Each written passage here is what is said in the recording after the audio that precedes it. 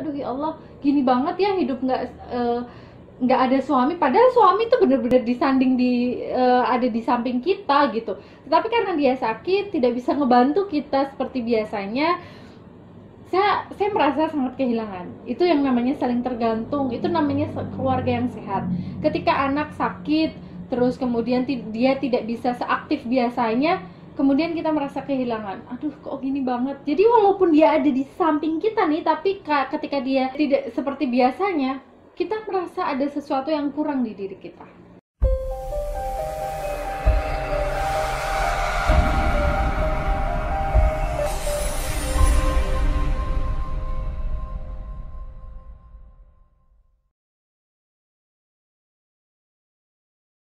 Halo, bismillahirrahmanirrahim. Assalamualaikum warahmatullahi wabarakatuh. Kembali lagi dengan saya Destina Religia Mujahidah di channel Emak Bangsa. Kali ini kita akan membahas tentang keluarga disfungsional, keluarga yang tidak berfungsi dengan baik, keluarga yang tidak sehat. Jadi bagaimana sih ciri-ciri keluarga yang disfungsional itu gitu ya?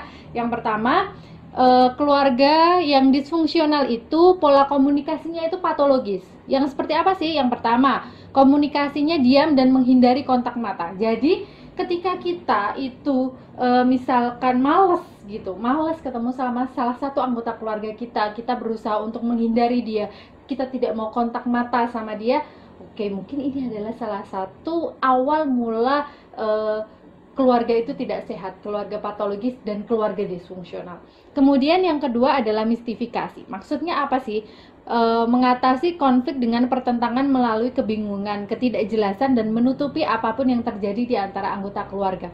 Jadi intinya di sini adalah ketika ada konflik, mau menyelesaikan, nggak benar-benar tulus mau menyelesaikan, tetapi ada hal yang disembunyikan, ada hal yang tidak diutarakan, ada hal yang memang oke, untuk sementara gini dulu nggak apa-apa deh. Padahal sebenarnya masih ada konflik tuh di situ, konflik tersembunyi dan dipendam. Dan ketika itu ditumpuk terus sedikit demi sedikit, maka itu akan bisa meledak dan akhirnya tidak terkontrol. Kemudian yang ketiga, tanda-tanda atau ciri keluarga yang disfungsional adalah menjaga jarak dan kurang terlibat. Jadi tidak ada interaksi, kemudian membatasi diri, kemudian tidak loyal, bahkan tidak saling tergantung. Jadi yang namanya keluarga, salah satu ciri keluarga sehat itu adalah saling tergantung satu sama lain. Ketika suami sakit misalkan, jujur pribadi saya merasa sangat, aduh ya Allah, gini banget ya hidup nggak ada suami, padahal suami tuh bener-bener disanding ada di samping kita gitu. Tetapi karena dia sakit, tidak bisa ngebantu kita seperti biasanya, saya merasa sangat kehilangan. Itu yang namanya saling tergantung, itu namanya keluarga yang sehat. Ketika anak sakit, terus kemudian dia tidak bisa seaktif biasanya, kemudian kita merasa kehilangan. Aduh, kok gini banget. Jadi walaupun dia ada di samping kita nih, tapi ketika dia tidak seperti biasanya, kita merasa ada sesuatu yang kurang di diri kita. Kemudian yang keempat, adanya korban kekerasan gitu ya. Dalam keluarga timbul karena adanya tekanan, persaingan, dan kontrol yang semuanya bersumber dari ketidakmatangan individu atau dari sikap agresi yang tidak terpecahkan. Jadi adanya target, persaingan, dan juga tekanan. Misalnya adalah orang tua yang selalu membebani anak, memberikan target yang cenderung tinggi gitu, pencapaian yang memang harus dicapai anak dan itu cenderung tinggi, akhirnya anak tertekan dan itu menjadi sebuah sumber itu disebut sebagai sebuah kekerasan pada anak, intimidasi ke anak. Karena apa? Dia dibebankan sesuatu yang sangat tinggi yang dia tidak bisa berkompromi dengan orang tuanya karena hal itu. Kemudian ciri yang kelima, ciri keluarga yang disfungsional adalah adanya penyalahgunaan peran dalam keluarga. Jadi setiap anggota keluarga itu memiliki peran dalam perilaku disfungsional dari anggota keluarga yang mengalami gangguan. Jadi setiap anggota keluarga itu kan punya peran sendiri-sendiri ya. Seperti misalkan seorang ayah itu melindungi, mengayomi, kemudian ibu itu mendidik, memberikan kasih sayang kepada anak. kemudian anak yang berbakti ke orang tua, idealnya kan seperti itu. Tetapi ketika misalkan seperti ini, anak jadi abai, itu karena mungkin mencontoh orang tuanya yang abai ke anaknya. Anak yang nggak pernah peduli sama orang tua itu karena dia mencontoh orang tuanya, karena orang tuanya tidak bisa memberikan kasih sayang ke dia. Kemudian anak yang agresif, anak yang nakal dalam tanda kutip gitu, itu karena orang tuanya mungkin mau otoriter ke dia, memberikan target yang terlalu tinggi ke anak. Akhirnya anak oke, nurut sama orang tua, tetapi pelampiasannya dia keluar, agresifnya keluar ke orang-orang sekitarnya, ke lingkungan sekitarnya.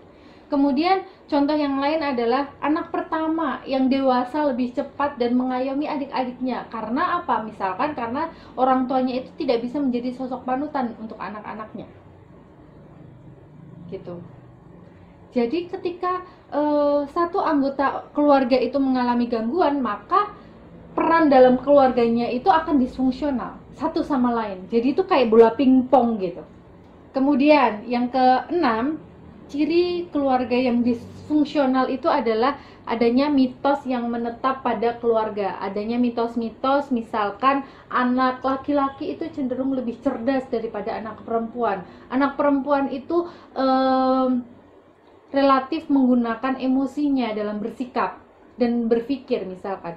Dan itu yang akhirnya memberikan label secara tidak langsung, memberikan label dan masuk terinteralisasi di otak anak bahwa oh ya, aku seperti ini, aku tidak bisa berkembang karena aku sudah dilabeli A, B, C, D, E, dan orang tua memperlakukan aku sesuai dengan label-label itu, mitos-mitos itu. Akhirnya apa? Ya sudah, keluarganya disfungsional, tidak memberikan kebebasan kepada anak. Akhirnya sikap yang tidak atau pola pengasuhan yang tidak demokratis itu tidak bisa membuat anak berkembang menjadi individu yang dewasa, yang mature, yang bisa menghargai orang lain, bisa menghargai perbedaan yang ada. Gitu ya.